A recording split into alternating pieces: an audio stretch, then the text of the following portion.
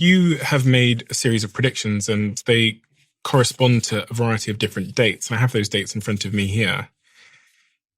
What is your prediction for the year 2027?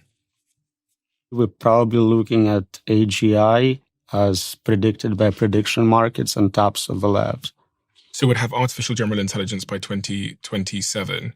And how would that make the world different to how it is now? So if you have this concept of a drop-in employee, you have free labor, physical and cognitive, trillions of dollars of it. It makes no sense to hire humans for most jobs. If I can just get, a $20 subscription or a free model to do what an employee does, first, anything on a computer will be automated. And next, I think humanoid robots are maybe 5 years behind. So in 5 years, all the physical labor can also be automated. So we're looking at a world where we have levels of unemployment we've never seen before. I'm not talking about 10% unemployment, which is scary, but 99%. All you have left is jobs where, for whatever reason, you prefer another human would do it for you. But anything else can be fully automated. It doesn't mean it will be automated in practice. A lot of times, technology exists, but it's not deployed.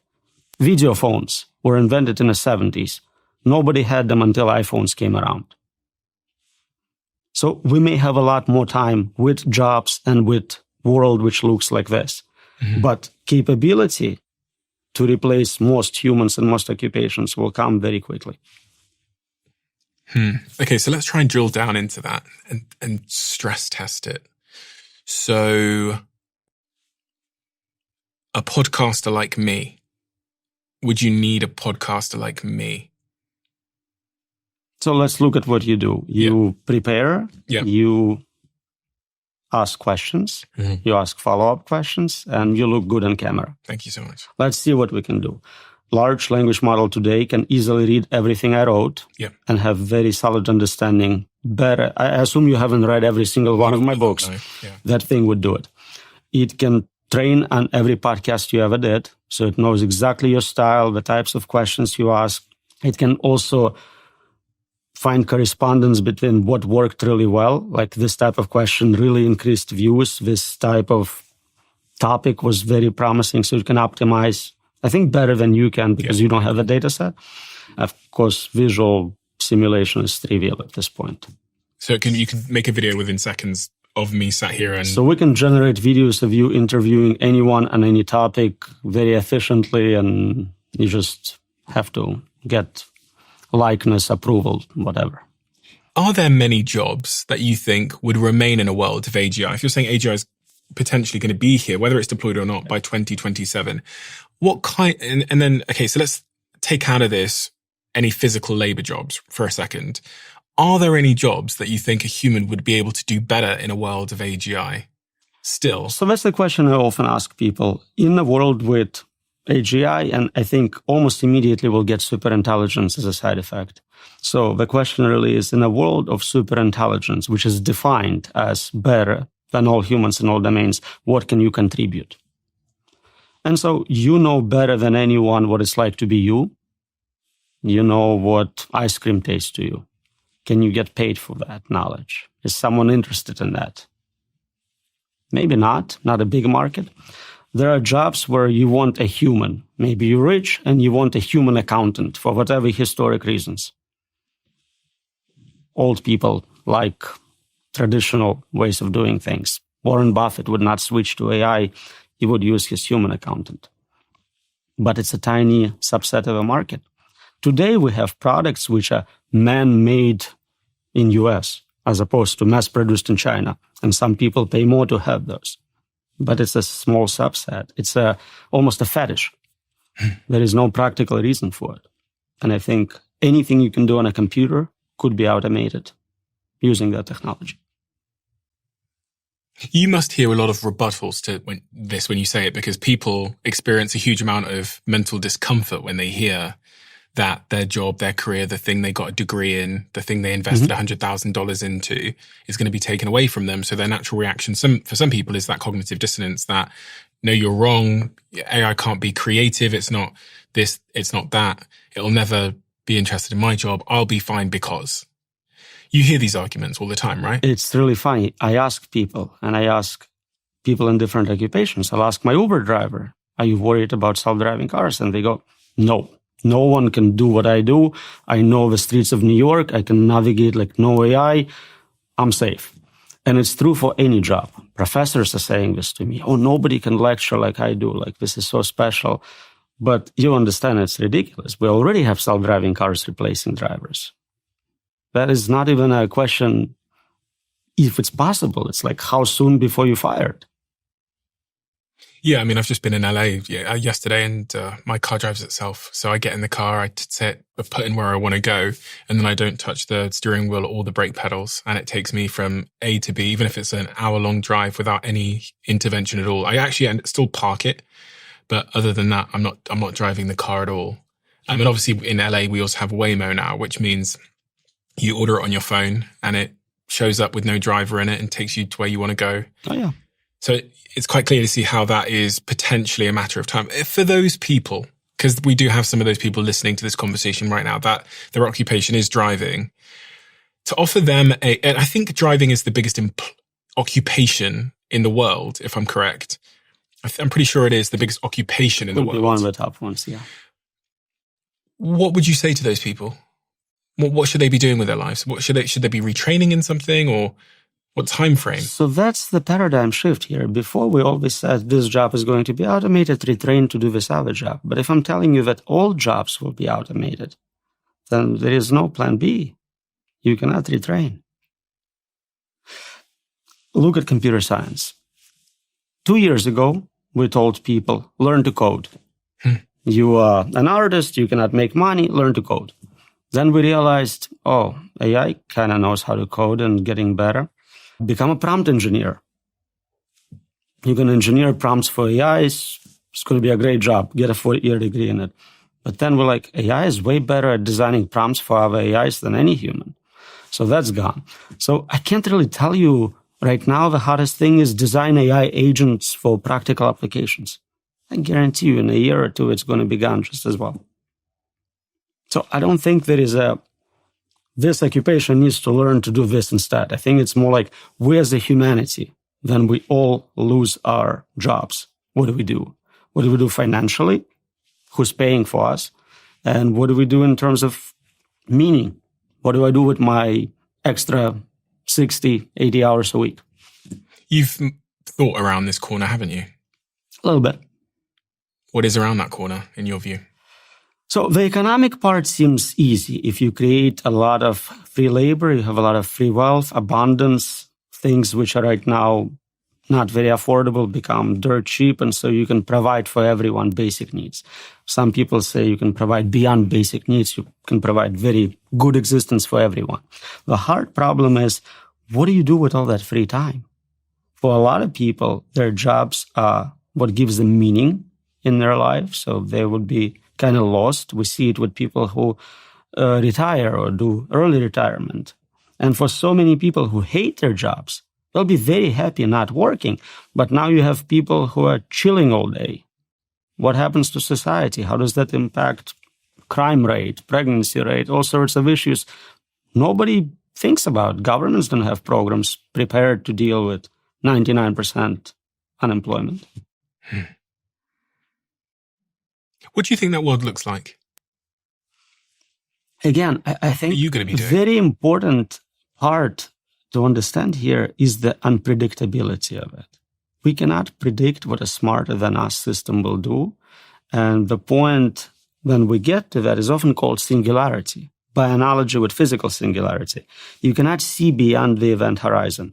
I can tell you what I think might happen, but that's my prediction. It is not what actually is going to happen because I just don't have cognitive ability to predict a much smarter agent impacting this world.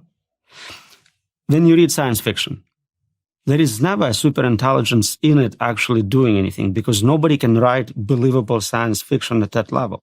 They either banned AI, like Dune, because this way you can avoid writing about it, or it's like Star Wars. You have this really dumb bots, but nothing super intelligent ever. Because by definition, you cannot predict at that level. Because by definition of it being super intelligent, it will make its own mind up. By definition, if it was something you could predict, you would be operating at the same level of intelligence, violating our assumption that it is smarter than you. If I'm playing chess with superintelligence and I can predict every move, I'm playing at that level. It's kind of like my French bulldog trying to predict exactly what I'm thinking and what I'm going to do. That's a good cognitive gap. And it's not just he can predict you going to work, you coming back, but he cannot understand why you're doing a podcast. That is something completely outside of his model of the world. Yeah, he doesn't even know that I go to work. He just sees that I leave the house and doesn't know where I go. Buy food for him. What's the most persuasive argument against your own perspective here? That we will not have unemployment due to advanced technology? That there won't be this French bulldog human gap in understanding and, I guess, like power and control. So some people think that we can enhance human minds either through combination with hardware, so something like Neuralink, or through genetic reengineering to where we make smarter humans. Yeah. It may give us a little more intelligence. I don't think we're still competitive in biological form with silicon form. Silicon substrate is much more capable for intelligence. It's faster, it's more resilient, more energy efficient in many ways. Which is what computers are made out of versus the brain. Yeah. So I don't think we can keep up just with improving our biology. Some people think maybe, and this is very speculative, we can upload our minds into computers. So scan your brain, connect comb of your brain, and have a simulation running on a computer. And you can speed it up, give it more capabilities. But to me, that feels like you no longer exist. We just created software by different means, and now you have AI based on biology and AI based on some other forms of training. You can have evolutionary algorithms. You can have many paths to reach AGI. But at the end, none of them are humans. I have another date here, which is 2030. What's your prediction for 2030? What will the world look like? So we probably will have humanoid robots with enough flexibility, dexterity to compete with humans in all domains, including plumbers. We can make artificial plumbers. Not the plumbers. That felt like the last bastion of human employment. So 2030, 5 years from now, humanoid robots. So many of the companies, the leading companies, including Tesla, are developing humanoid robots at light speed, and they're getting increasingly more effective. These humanoid robots will be able to move through physical space, make an omelette, do anything humans can do, but obviously be connected to AI as well. So they can think, talk. Right. They're controlled by AI. They're always connected to the network. So they are already dominating in many ways. Our world will look remarkably different when humanoid robots are functional and effective. Because that's really when, I start thinking, like the combination of intelligence and physical ability is really doesn't leave much, does it, for us human beings? Not much. So today, if you have intelligence through internet, you can hire humans to do your bidding for you. You can pay them in Bitcoin, so you can have bodies just not directly controlling them. So it's not a huge game changer to add direct control of physical bodies. Intelligence is where it's at. The important component is definitely higher ability to optimize, to solve problems, to find patterns people cannot see. And then by 2045, I guess the world looks even more, which is 20 years from now. So if it's still around. If it's still around. Ray Kurzweil predicts that that's the year for the singularity. That's the year where progress becomes so fast. So this AI doing science and engineering work makes improvements so quickly we cannot keep up anymore. That's the definition of singularity, point beyond which we cannot see, understand, predict. See and understand, predict the intelligence itself, or what is happening in the world? The technology is being developed. So right now, if I have an iPhone, I can look forward to a new one coming out next year, and I'll understand it has slightly better camera. Imagine now this process of researching and developing this phone is automated. It happens every 6 months, every 3 months, every month, week, day, hour, minute, second. You cannot keep up with 30 iterations of iPhone in one day. You don't understand what capabilities it has, what proper controls are. It just escapes you. Right now, it's hard for any researcher in AI to keep up with the state of the art. While I was doing this interview with you, a new model came out, and I no longer know what the state of the art is. Every day, as a percentage of total knowledge, I get dumber.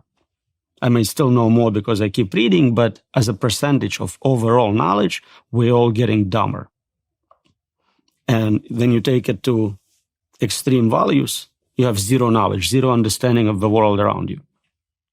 Some of the arguments against this eventuality are that when you look at other technologies like the Industrial Revolution, people just found new ways to work, and new careers that we could never have imagined at the time were created.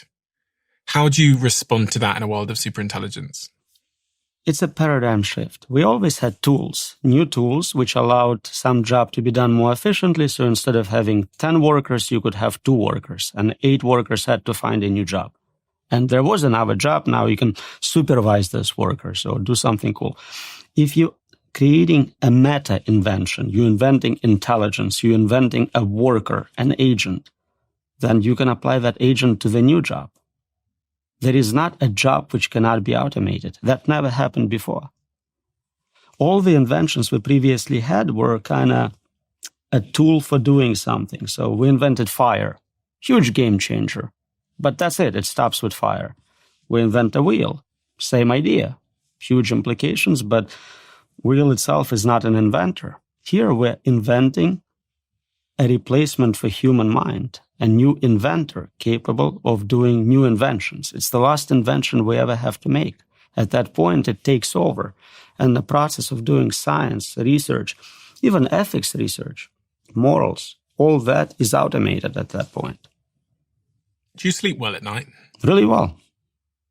Even though you spent the last 15, 20 years of your life working on AI safety, and it's suddenly among us in a way that I don't think anyone could have predicted 5 years ago. When I say among us, I really mean that the amount of funding and talent that is now focused on reaching superintelligence faster has made it feel more inevitable and more soon than any of us could have possibly imagined. We as humans have this built-in bias about not thinking about really bad outcomes and things we cannot prevent. So all of us are dying. Your kids are dying, your parents are dying, everyone's dying, but you still sleep well, you still go on with your day. Even 95-year-olds are still doing games and playing golf and whatnot, because we have this ability to not think about the worst outcomes, especially if we cannot actually modify the outcome. So that's the same infrastructure being used for this. Yeah, there is humanity-level death-like event. We're happening to be close to it probably, but unless I can do something about it, I can just keep enjoying my life. In fact, maybe knowing that you have limited amount of time left gives you more reason to have a better life. You cannot waste any. And that's the survival trait of evolution, I guess, because those of my ancestors that spent all their time worrying wouldn't have spent enough time having babies and hunting to survive. Suicidal ideation. People who really start thinking about how horrible the world is usually escape pretty soon. You